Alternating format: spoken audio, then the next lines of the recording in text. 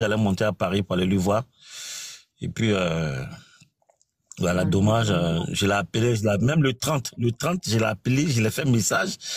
Il répond pas, depuis le 25 décembre à 22h et quelques, il n'était plus connecté. Ouais, depuis le 20, il n'était plus connecté. Sûrement qu'il était déjà mal en point. Ouais, voilà. Depuis le 25 décembre, il n'était pas connecté. J'ai tout fait, J'ai tout fait. Bon, je ne voulais, comme je sais qu'il était malade, je ne voulais pas déplacer quelqu'un pour aller voir sa sœur à la maison. Donc, bon, je me suis dit peut-être que quand il est venu, il est parti à l'hôpital. C'est quand tu viens ici souvent, le temps d'avoir une connexion, bon, même s'il y a le wifi un peu partout. Bon, je dis, ben, comme il était malade, je lui laisse le temps, ben, voilà, quoi. En même temps, j'étais pressé d'avoir de ses nouvelles parce que je savais qu'il était malade. Et puis, voilà. Donc, c'est ça. Il était malade. Merci, Monsieur Bamba. Jolie, bonjour, tu vas bien? Allô? Oui, bonjour. Oui, bonjour. Bonjour. Allô? Oui, allô? Oui, vous m'entendez? Oui, on vous entend, madame. Ok.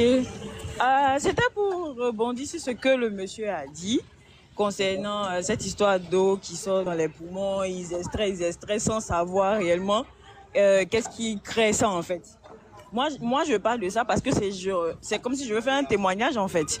De un, je connais Anaconda parce que c'est l'un de mes collègues. Je suis agent aussi.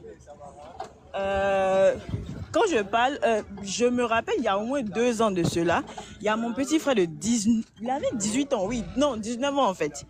19 ans. Il a commencé à se plaindre et tout, il se sentait étouffé et tout ça. Moi, je suis en Côte d'Ivoire, donc on est allé à l'hôpital.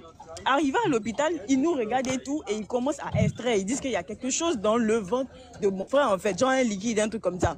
Ça, ils savent pas, hein, ils savent pas c'est quoi. Malgré qu'on a déposé la caution même, c'est dans le coin où on est allé, on dépose d'abord une caution avant qu'il s'occupe de ton malade. Oh là là. Il prend mon petit frère, ils vont avec lui. Non, on a arrêté, on ne comprend pas qu'est-ce qu'il y a et tout. Parce que l'enfant, il se plaignait seulement qu'il était étouffé en fait. Parce qu'un jour, je jouais au foot avec ses amis, il m'a dit, je jouais pas. Excusez-moi, Jolie, je coupe pas ta parole là. Je coupe pas ta parole, c'est ce qu'il me disait. Il disait que quand il marchait, il essoufflait. Il essoufflait. C'est ça. C'est ce qu'il me disait. Il dit quand il marchait, il s'est fatigué vite, il essoufflait. C'est la même chose. Ouais. Donc lui, mon petit frère, il avait 19 ans. On est allé à l'hôpital, clairement, hein, il y a une hôpital, je sais pas si je peux dire son nom ou pas, mais quand on est arrivé, ils ont dit clairement. C'est pas la peine de dire son nom. Sans toucher mon petit frère, ils ont dit clairement que non, ils savaient pas en fait. Ils savent pas l'origine, donc eux, ils peuvent même pas toucher, ils peuvent rien faire. Donc dans ça, nous, on a décidé de l'envoyer ailleurs. On l'envoie ailleurs où on nous a recommandé de partir, on arrive là-bas. On paye une caution déjà, on prend ton malade, on est parti avec lui, vous êtes arrêté là, vous ne savez même pas ce qui se passe, la personne encore est là et tout. Et puis après, on vient, ah non, il est dans telle chambre et tout, et puis vous partez là-bas.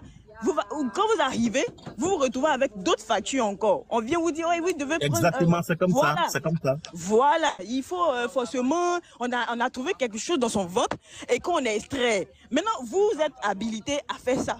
Vous avez des labos, vous avez tout. Moi qui suis en train de parler, ils me donnent le liquide de mon petit frère qu'ils ont trouvé dans son ventre, c'est l'eau, et ils me disent de partir avec à Trècheville, mais je sais pas où, pour aller faire l'analyse là-bas.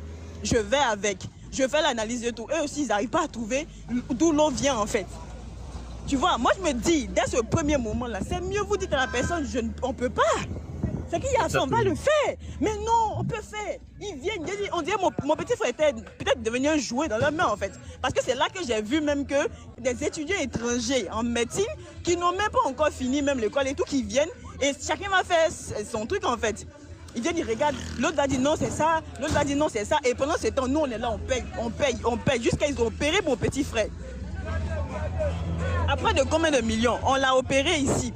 Ils ont fini de faire l'opération, on ne savait même pas. Il le ramène, on voit une cicatrice sous ses tétons. On demande qu'est-ce qu'il y a et tout. On dit non, il est en soins intensifs. Mais soins intensifs par rapport à quoi? Parce que l'enfant, son ventre n'était pas ballonné, il n'y avait rien en fait. Il se plaignait seulement que quand il marche, il est étouffé. Donc vous, on arrive là, avec tous les examens que vous demandez, on paye, que ce soit